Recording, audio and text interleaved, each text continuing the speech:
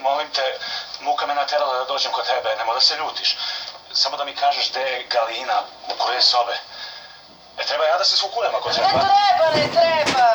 Tvoj čuvar nije u moje vasione, a ti lopa ne može da gleda u tvoju dušu. Sojka? A to si ti? Koja Sojka? Kako koja Sojka? Slikarka iz Mezgraje. Otko ti nju poznaješ? Pa kako te ne poznajem, Sojka? Pa ti si crtala po kuća. Jeli? Ti i ja za malo da se spojimo, a? A šta radiš, sudbina je taka? Dobri čoveče, vidim da si istinski poznao.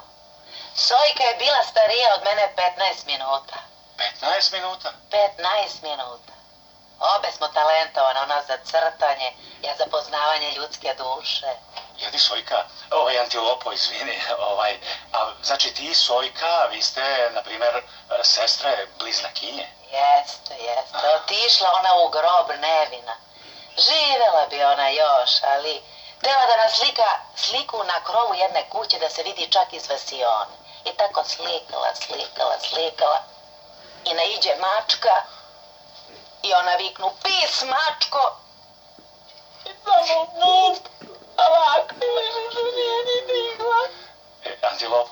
Antilopo, nemoj da kukaš, molim te, pa nemoj da plačeš. Pa sudbina je taka, šta da radiš? Koja tebe muka muče? Ukrali ni mladu. Tvoju mladu? Nije moju, ujka Života se ženio, mislim, nije moj, on je mnogo star čovek, a ja mislim da mu pomognem, znaš kako je. Pa ako bi ti mogla samo da mi kažeš gde ona ode u vez grade. Začekaj. Ajde, molim te.